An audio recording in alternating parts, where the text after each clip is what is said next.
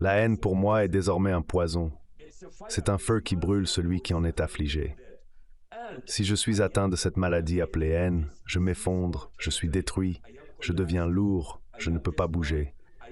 Pourtant, la responsabilité repose toujours devant moi. Dès le premier jour, lorsque j'ai vu mes filles tuées, j'ai juré à Dieu et à mes filles que je ne renoncerai jamais. Je n'oublierai jamais. Je ne me reposerai jamais jusqu'au jour où je les retrouverai avec le grand cadeau, la justice pour elles, en m'assurant que leurs âmes sacrées et leur sang noble n'ont pas été versés en vain. Cela a fait une différence dans la vie des autres. Pour y parvenir, cela ne peut pas être avec la haine. Je sais que la blessure est profonde et la cicatrice est grande, mais j'ai besoin d'être en bonne santé physiquement, mentalement et spirituellement. Et comme Einstein l'a dit, la vie c'est comme faire du vélo. Pour rester en équilibre, il faut continuer à avancer. To keep balanced, we must keep moving.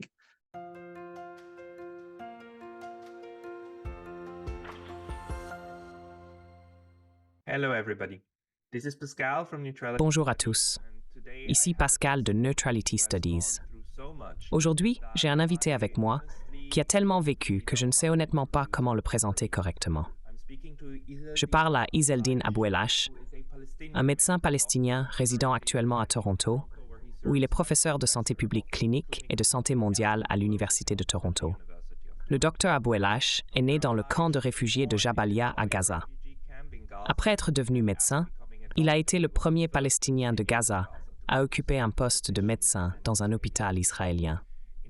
En 2009, il a perdu 3 filles et une nièce lorsque sa maison a été bombardée par les forces israéliennes.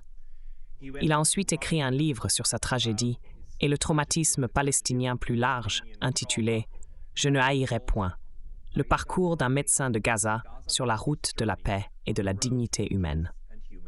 La tragédie a frappé à nouveau il y a quelques semaines, lorsque 22 membres de sa famille ont été tués au milieu du conflit entre Israël et la population de Gaza. Dr Abouelach, merci de me parler. Merci beaucoup. Dr Abouelach, pourrions-nous commencer par parler de ce qui vous est arrivé? Pouvez-vous nous en dire plus sur vous-même, votre famille, et ce que vous avez vécu au cours des dernières années, et en particulier au cours des 2 derniers mois? Over the past years and the past 2 months. My life as a Palestinian refugee. Ma vie en tant que réfugié palestinien est un cycle de vie, un cycle continu qui est lié à l'expérience de mes parents en tant que réfugiés. Je suis né, j'ai grandi et vécu dans le camp de réfugiés de Jabalia. Mes parents ont été expulsés de leur patrie en 1948 pendant la Nakba. Je demande souvent aux gens de réfléchir à ce que signifie être un réfugié. Un réfugié est quelqu'un qui est privé de ses droits, de sa dignité et de sa liberté. Ils deviennent sans abri et exposés aux dures réalités du monde. En tant que réfugié palestinien, je suis né et j'ai grandi dans le camp de réfugiés de Jabalia et non dans un camp japonais comme cela a été mentionné par erreur. Je n'ai jamais connu une enfance normale. La pauvreté extrême, la privation, la souffrance, la colère, la faim, la soif, l'obscurité, l'humiliation et l'intimidation étaient toutes trop réelles. Cependant, nous les Palestiniens, comme nos parents qui ont perdu leur terre, n'avons pas perdu espoir. Ils ont investi en nous, croyant que malgré l'oppression, les meurtres, la privation, l'emprisonnement, les démolitions et la violence, personne ne peut nous empêcher de rêver ou de prendre la responsabilité de trouver notre chemin. J'ai appris que rien n'est impossible. Nos parents ont trouvé un moyen de nous éduquer en nous inculquant la croyance que nous devons réussir parce que l'éducation ne peut pas être prise de nos esprits. L'éducation est l'arme la plus puissante contre les atrocités auxquelles nous sommes confrontés dans ce monde. Enfant, je rêvais de devenir médecin. Je savais que je devais travailler dur, jour et nuit, et accepter n'importe quel type de travail. Les enfants palestiniens doivent grandir tôt pour assumer des responsabilités. They have to be grown up at the early age to take responsibility. At the age of 7, Palestinian children, they become men. À l'âge de 7 ans, les enfants palestiniens deviennent comme des hommes parce que nous luttons pour survivre. Vous voyez, dans ce monde, il y a d'autres qui vivent pour combattre. Mais ce que je demande, c'est pourquoi ne pouvons-nous pas vivre pour vivre et pour donner la vie aux autres? pour partager la vie, penser aux autres, travailler ensemble, car ma vie est liée à la vôtre. Une personne doit voir l'humanité dans une autre personne. Et c'est ce dont nous avons besoin, penser aux autres. Alors j'ai travaillé dur, mais je vois les choses différemment. Progressons-nous ou régressons-nous dans notre monde? Je vois mon enfance dans chaque enfant que je rencontre dans ce monde qui souffre de conflits, de privations, en Afghanistan, en Syrie, au Yémen, et maintenant en Palestine, où ces enfants ne sont pas autorisés à grandir. J'ai pu grandir et souffrir la douleur. Quand vous demandez à un enfant palestinien maintenant ce qu'il aimerait être à l'avenir, un médecin, un ingénieur, un avocat ou un enseignant, ils disent « on ne nous permet pas de grandir ». Ils sont tués dans leur enfance. Alors tuer l'enfance, c'est tuer ce que les enfants sont. Les enfants sont la vie, ils sont l'espoir, ils sont l'avenir. Et c'est ce que nous voulons sauver et vers quoi nous travaillons. Je vois mes filles qui ont été tuées dans chaque enfant palestinien, dans chaque enfant de ce monde, que ce soit en Afghanistan, en Syrie ou dans n'importe quelle partie du monde. Je ne l'accepte pas. Et je l'ai dit, si je pouvais savoir que mes filles étaient les dernières à être sacrifiées sur le chemin de la paix entre Palestiniens et Israéliens, alors je l'accepterais. Mais elles n'étaient pas les dernières. Elles n'étaient que des numéros.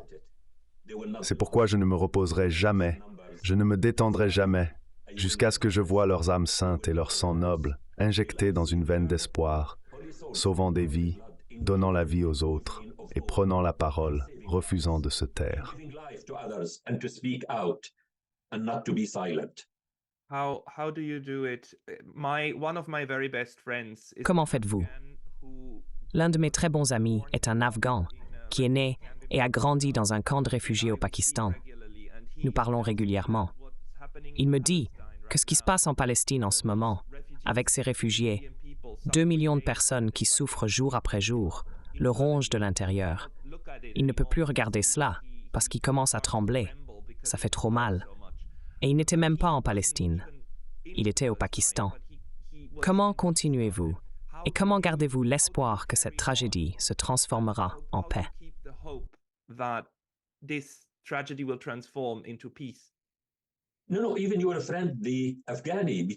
Non, non, même votre ami l'Afghan, parce qu'il n'est pas nécessaire d'être à Gaza ou en Palestine pour le voir. Il faut le ressentir. Nous devons y réfléchir. Et c'est ce qui lui est arrivé. Il l'a vécu en Afghanistan. C'est un réfugié. Il connaît la signification d'être un réfugié. Et c'est l'impact de la guerre. L'impact de la guerre n'est pas seulement l'impact direct, les victimes, la destruction visible. Ce sont les conséquences invisibles de la guerre. Et c'est pourquoi nous devons faire preuve de compassion pour la souffrance des gens. J'obtiens de l'espoir de ce que je vois dans notre monde. Rien n'est impossible dans la vie. C'est important. Je sais que la situation est difficile, mais le patient n'est pas mort. Le patient est en unité de soins intensifs.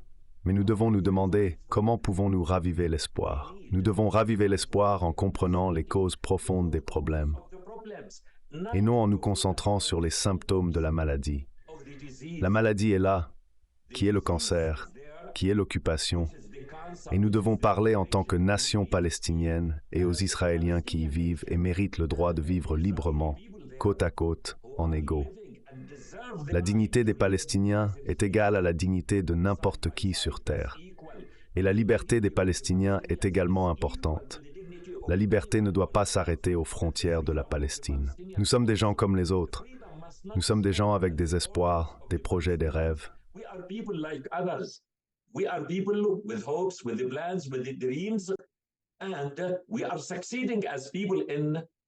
Nous réussissons en tant que peuple en Palestine. Aucune nation n'a été autant éprouvée que nous, les Palestiniens, depuis 1948, même avant que nous ayons vécu la Nakba. C'est pourquoi nous ressentons de la compassion et comprenons la douleur des réfugiés dans le monde entier. C'est là que je vois de l'espoir. Nous devons mettre de l'ordre dans notre monde et nous devons avoir un diagnostic précis. La maladie, le gros éléphant dans la pièce, c'est l'occupation et la colonisation des terres palestiniennes. Nous, en tant que Palestiniens, ne voulons supprimer ou éradiquer personne. Nous voulons être ajoutés, être reconnus comme égaux et vivre en tant que nation libre. La chose la plus précieuse dans l'univers, c'est la liberté et l'être humain. Nous, en tant que Palestiniens, sommes testés dans notre liberté au quotidien. Vous ne pouvez pas comparer. Vous vivez au Japon. Demain, si vous voulez retourner en Suisse, vous pouvez immédiatement réserver votre vol. Pour moi, en tant que Palestinien, je ne peux pas décider quand partir et comment partir. Et la chose la plus précieuse, ce sont aussi les êtres humains, les Palestiniens. Ils souffrent maintenant. Vous voyez, ces atrocités s'élèvent à un génocide contre l'humanité. Jusqu'à présent, plus de 22 000 Palestiniens ont été tués, dont la majorité sont des enfants et des femmes, car dans la bande de Gaza,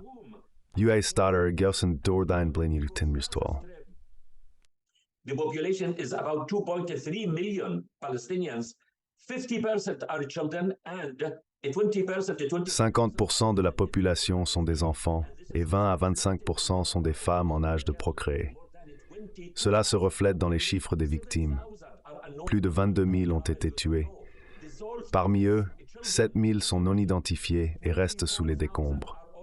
Nous parlons de corps désintégrés, d'enfants, de femmes. Il y a 24 000 orphelins. Que pouvons-nous leur dire? C'est la réalité. La bande de Gaza a été décrite comme l'enfer avant le 7 octobre. Maintenant, elle est devenue une ville fantôme. Les gens sont sans abri, sans emploi et sans vie. Il manque d'eau, de nourriture et d'électricité. Que peut-on dire de plus? C'est pollué. À Gaza, la seule chose qui reste, c'est l'air, et même celui-ci est contaminé au phosphore blanc. J'implore tout le monde, comment pouvez-vous tolérer d'entendre cela? Comment pouvez-vous être témoin de ce qui se passe et ne pas ressentir une colère juste qui vous pousse à agir et à exiger la fin de ce génocide? La guerre devrait être empêchée et non simplement observée, discutée ou documentée. Nous devons reconnaître, pour une fois, et vraiment écouter les Palestiniens. Le peuple palestinien est composé d'êtres humains, égaux aux autres, méritant la liberté. Nous devons plaider pour leur liberté, car les droits des Palestiniens à la liberté, à la dignité et à un avenir sont liés à ceux des Israéliens. Les Israéliens ne seront pas en sécurité tant que les Palestiniens ne le seront pas. Par conséquent, il est temps de plaider pour l'égalité, la justice et la liberté pour tous. To advocate for equality, justice, freedom for all. So I love hearing. J'adore entendre comment vous décrivez la solution potentielle. Mais cela me met en colère, et cela met en colère beaucoup d'autres personnes, de voir ce qui se passe. Cependant, je ne fais pas référence aux Israéliens lorsque je parle de l'autre côté. Je parle de ceux qui croient que la guerre est la solution à leurs problèmes. Ces bellicistes tordent le récit, prétendant que notre colère provient de la haine et de l'antisémitisme. Comment pouvons-nous canaliser cette colère, dépourvue de haine, pour perturber ce récit et relier la sécurité des deux peuples? De cette façon, nous pouvons surmonter ceux qui prônent la guerre.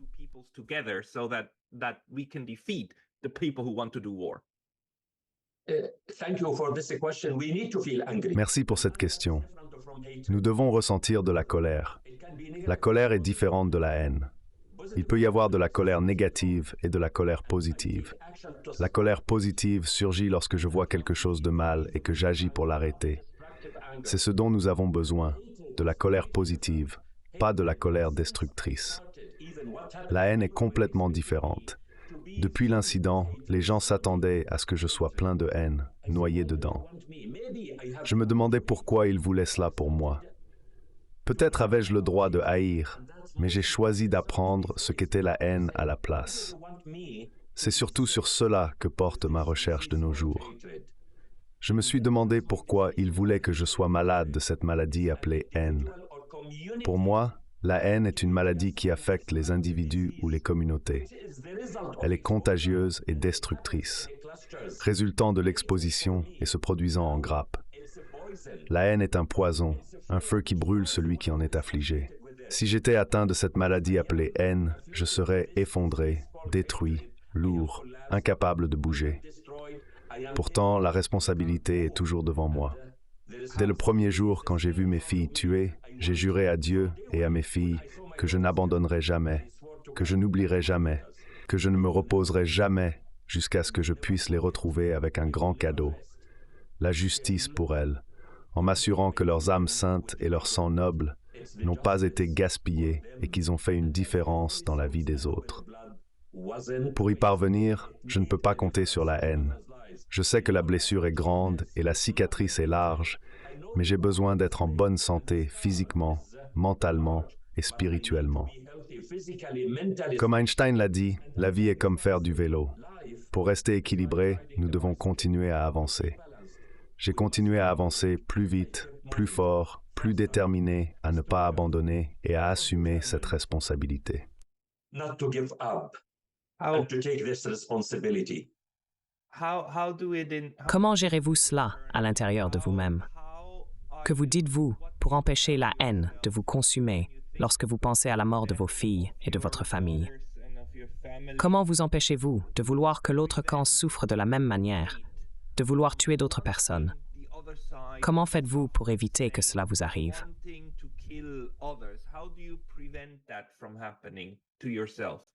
Because I believe my daughters were killed and Je crois que même dans les pires circonstances, comme la mort de mes filles, il peut y avoir un aspect positif. C'est ce que j'ai appris. Les événements récents du 7 octobre présentent une lueur d'espoir, une opportunité de sensibiliser aux problèmes en cours. Certaines personnes pensaient pouvoir ignorer la question palestinienne, mais elle est réapparue comme une priorité au niveau régional et mondial. Le monde ne peut pas être sûr tant que cette situation persiste. Elle doit donc rester au sommet de l'ordre du jour et ne pas être reléguée au second plan. Ce qui se passe maintenant a également révélé les préjugés, les doubles standards, l'indifférence et la complicité du monde occidental. C'est un test pour la communauté internationale. Nous avons besoin d'ordre dans ce monde, et cet ordre devrait être fondé sur le droit international, les Nations Unies et les conventions relatives aux droits de l'homme. Si nous croyons vraiment en ces valeurs, nous devons les pratiquer de manière cohérente et sans parti pris. Le désordre actuel dans le monde découle de notre incapacité à le faire. Je reste convaincu que rien n'est impossible. Lorsque mes filles ont été tuées, je me suis demandé pourquoi j'avais été épargné, alors que j'étais juste là avec elles.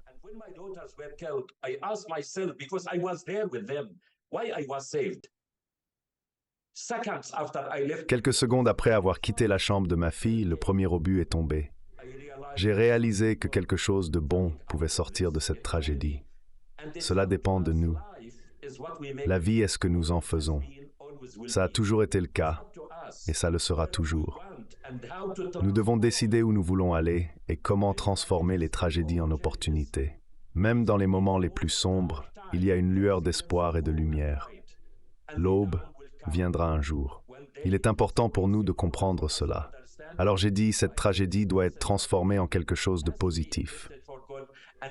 Après que cela a été diffusé en direct, le Premier ministre israélien a annoncé un cessez-le-feu unilatéral le lendemain.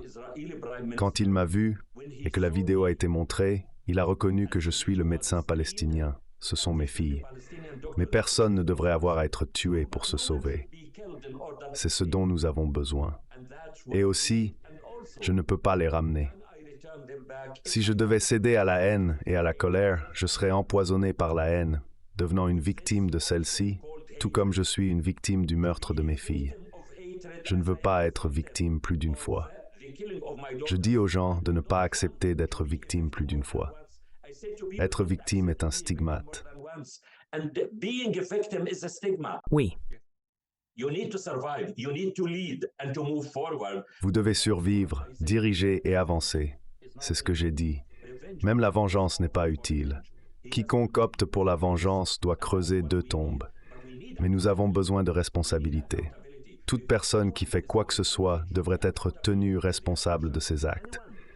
Sans responsabilité, les gens continueront de mal se comporter. La responsabilité est essentielle dans notre monde pour maintenir l'ordre. C'est pourquoi nous avons besoin de justice, pour apprendre de ce qui se passe. Sinon, nous vivons dans le désordre, un monde basé sur le pouvoir, où certains croient qu'ils peuvent tout faire. C'est pourquoi vous voyez certains pays contrôler le monde, non pas sur la base du pouvoir humain, mais du pouvoir militaire. Et cela ne devrait pas être le guide de notre progression dans notre monde.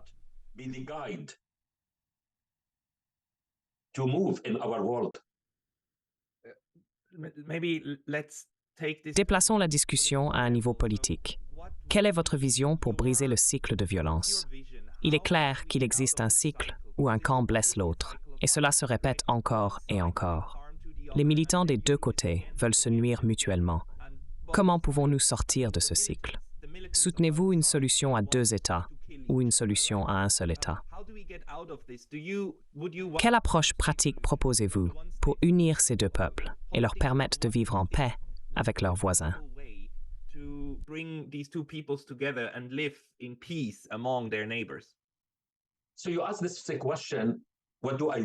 Vous pourriez demander « Que veux-je ?» comme si j'avais le choix. Il est important de reconnaître que cette question devrait être plutôt adressée à l'occupant. Lorsqu'on discute des deux parties, il est crucial d'analyser la situation avec précision. Oui, il y a deux côtés. L'un est l'occupant et l'autre est occupé. L'un est l'oppresseur et l'autre est opprimé. Nous avons besoin d'un diagnostic précis pour nous aider à avancer. Comme Jésus l'a dit, « Cherchez la vérité, et la vérité vous rendra libre. » Nous voulons tous être libres parce que la vérité fournit le bon diagnostic. Une fois que nous l'avons, nous pouvons établir le bon traitement. Nous devons parler des peuples palestiniens et israéliens qui méritent tous deux le droit de vivre de manière égale, libre et côte à côte. Nous devons avoir de l'ordre dans ce monde, et nous avons des résolutions internationales à cet effet. Nous devons écouter le monde. Pourquoi avons-nous ce système international si ce n'est pour l'endosser de manière équitable et juste, et non de façon sélective ou biaisée? C'est le test pour le monde. Je crois que la seule façon d'avancer est de reconnaître les droits de tous de manière égale et de mettre fin à l'occupation.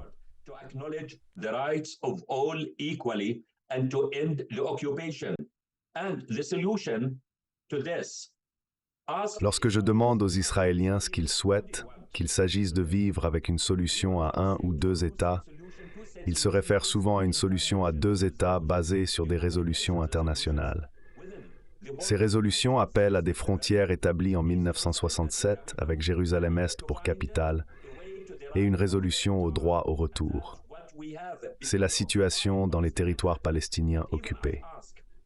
Cependant, lorsque je demande aux Israéliens de définir leurs frontières, il devient clair qu'Israël est le seul pays au monde sans frontières bien définies.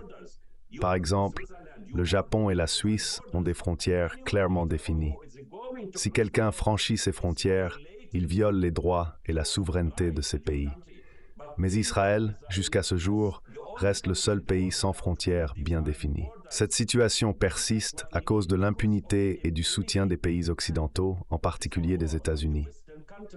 Je crois que les seules solutions sont soit une solution à deux États, qui dépend de l'occupant qui a le pouvoir et de l'aval de la communauté internationale de ces résolutions, soit une solution à un État avec des droits de citoyenneté égaux. Nous pouvons y parvenir, mais pas dans le statu quo actuel.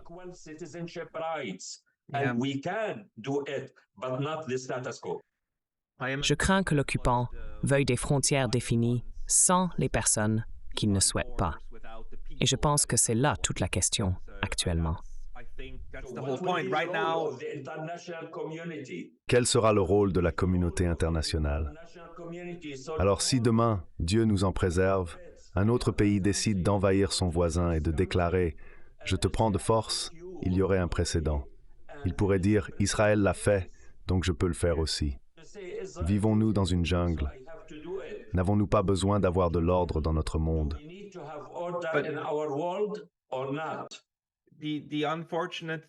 La chose malheureuse, c'est que la communauté internationale ne fonctionne pas comme elle le devrait. De plus, l'hypocrisie est ancrée dans le système. Nous voyons des doubles standards tout le temps.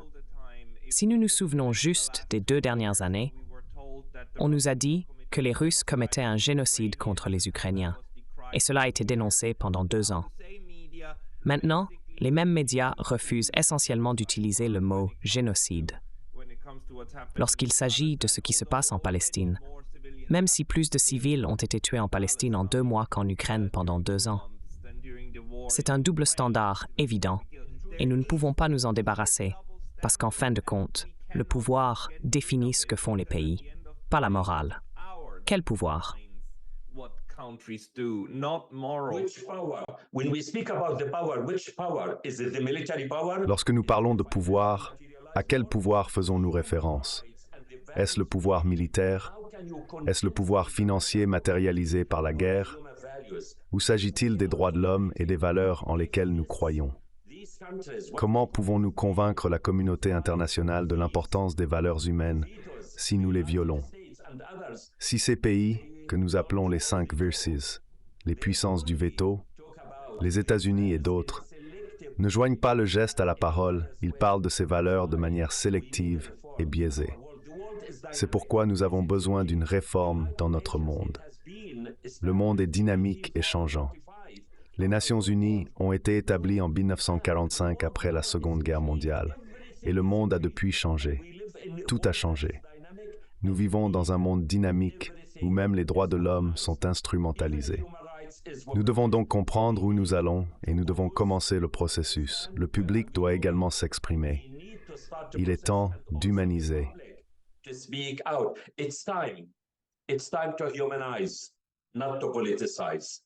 Pour éviter de politiser la question, je crois que la meilleure façon d'avancer est de reconnaître que le public a du pouvoir. Nous en avons vu des preuves. Cependant, la tragédie de l'être humain est que nous continuons à répéter les mêmes erreurs stupides, génération après génération. Je comprends que vous avez préparé des images pour illustrer cette folie récurrente que nous vivons, la folie de tuer nos semblables. Pourriez-vous peut-être expliquer cela? Can you maybe explain that? Yeah, and you see it because history repeats itself and the same procedure. And Oui, l'histoire se répète avec les mêmes procédures. Lorsque les États-Unis ont envahi l'Irak, ils ont rapidement formé une coalition de 30 pays pour envahir un pays sous le prétexte d'armes de destruction massive. Ils ont détruit un pays, tué des centaines de milliers d'enfants et de personnes et causé la famine. C'est la même procédure que nous voyons en Irak et à Gaza avec des armes américaines. La destruction est la même. Pensez au peuple irakien qui a été pris, je le considère comme un enlèvement, tout comme les otages palestiniens. Pensez aux nouveau-nés déconnectés de leurs incubateurs. Ce sont des enfants. Comment le monde peut-il tolérer ce qui se passe? Que pensez-vous des enfants? C'est ce que je veux savoir. Comment les dirigeants politiques peuvent-ils dormir la nuit, surtout pendant les jours saints de Noël, quand nous nous souvenons de Jésus, qui a souffert et est venu sauver des vies? Nous appelons cela le Christ au checkpoint. En tant que Palestiniens, nous sommes fiers que Jésus soit l'un des nôtres. Pendant ces jours saints, ne devrions-nous pas nous sentir en colère lorsque nous voyons ce bain de sang? Nous devrions dire non, exiger un cessez-le-feu immédiat et l'utiliser comme une opportunité. Les événements du 7 octobre devraient être une opportunité de rejeter les solutions militaires, car elles ne résolvent jamais les conflits. Au contraire, elles élargissent le fossé, augmentent les effusions de sang, la haine, l'animosité, la violence, la souffrance et surtout conduisent à plus d'extrémisme.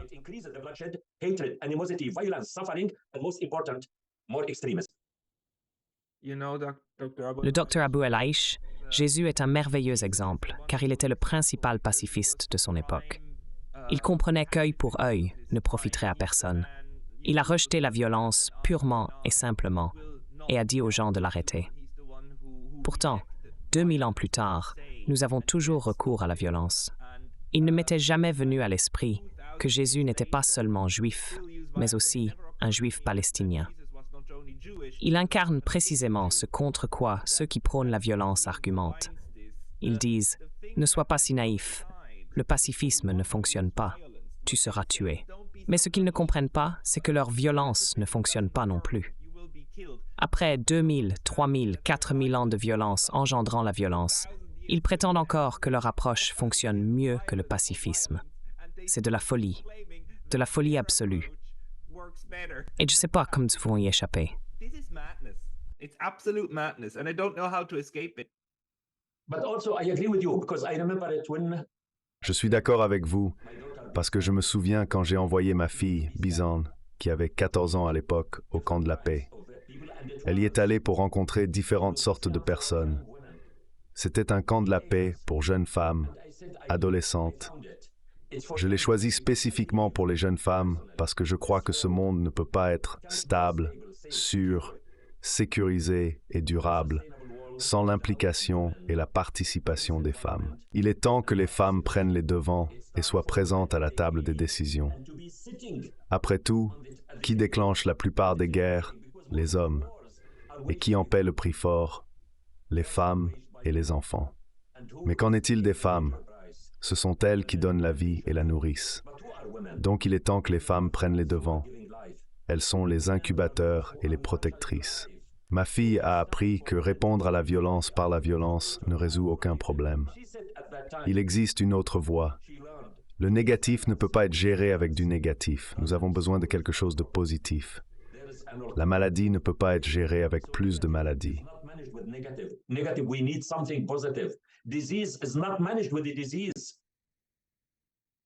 Je pensais autrefois que le fait d'avoir plus de femmes en politique serait un moyen de résoudre le problème. Cependant, j'ai fini par comprendre que les mêmes problèmes que rencontrent les hommes, les femmes les rencontrent également. Les actions d'Ursula von der Leyen, de Madeleine Albright et d'Hillary Clinton ont parfois contribué à d'importants problèmes. Ces individus ont pris des décisions pour des raisons discutables. Donc, malheureusement, nous ne pouvons pas simplement résoudre nos problèmes en donnant plus de pouvoir aux femmes. Nous devons également nous assurer que nous donnons du pouvoir aux femmes qui ont les bonnes idées, et pas à n'importe quelle femme.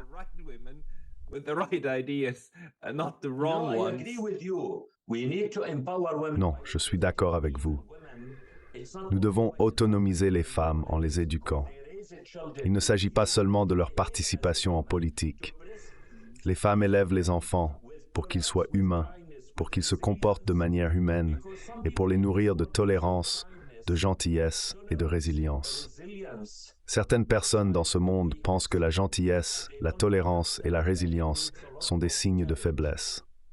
Ils ne comprennent pas que ces qualités nécessitent beaucoup de courage et de motivation, plus que d'être grossier envers les autres et d'être en colère.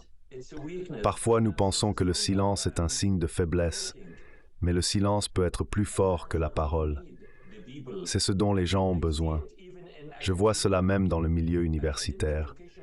L'éducation académique devrait avoir un impact humain, sain et pacifique. Nous n'enseignons pas seulement les mathématiques et la science. Nous enseignons ces matières pour servir et aider l'humanité, pour combler les écarts entre les personnes et pour les rassembler, comme le fait la médecine.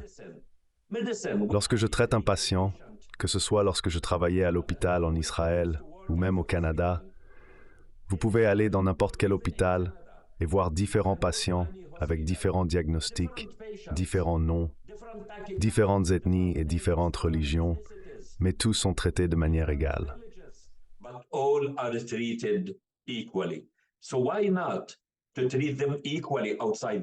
Pourquoi ne pas les traiter de manière égale à l'extérieur des frontières de l'hôpital? Devons-nous être malades pour reconnaître mon humanité et me traiter de la même manière que les autres?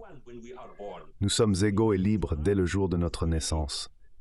Alors nous devons courir une course libre, vivre une vie égale à l'extérieur.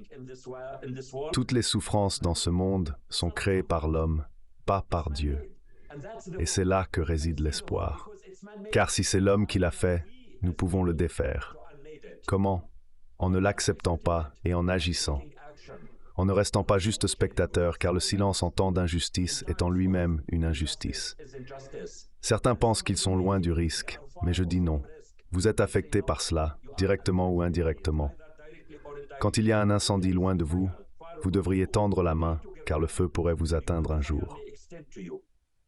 Il est donc important de penser aux autres et de tendre la main. J'ai réussi dans ma vie, mais je n'oublierai jamais d'où je viens. Il y a encore beaucoup de gens dans ce monde au milieu de l'océan, en lutte. Comment puis-je leur tendre la main? C'est à cela que nous devons réfléchir et comment nous devrions nous comporter. C'est l'héritage que nous voulons recevoir et laisser derrière nous. and to behave. That's the legacy we want to inherit and to leave behind. Et chaque action, aussi petite soit-elle au niveau individuel, peut avoir un impact significatif lorsqu'elle est combinée. Ensemble, elle crée un océan.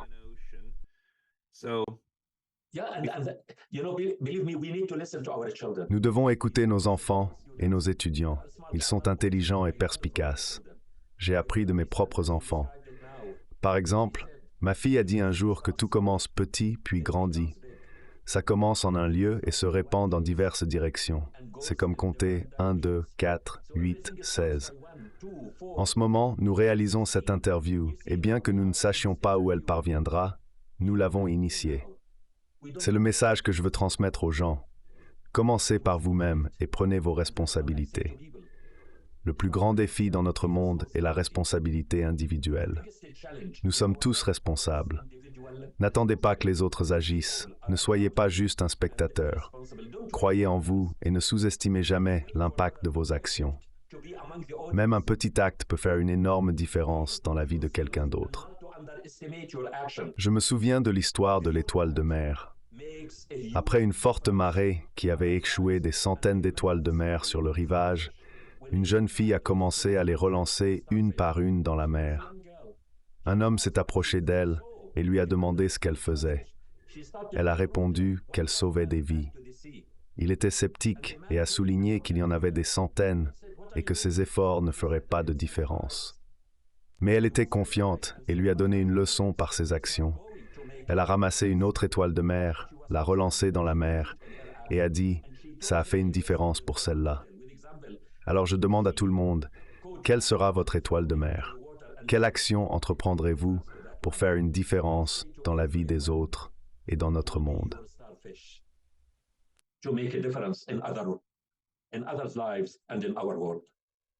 Dr. Abuelaish, ce sont de belles paroles et j'aimerais conclure l'interview sur celle-ci. Je vous remercie beaucoup d'avoir pris le temps de vous entretenir avec nous aujourd'hui.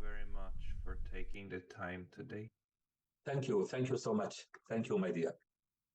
Merci beaucoup, mon cher. Je vous souhaite, ainsi qu'à tout le public, une bonne année. J'espère que 2024 sera une année d'humanité, de sagesse, de paix et de vie pour tous. Of peace and lives to all.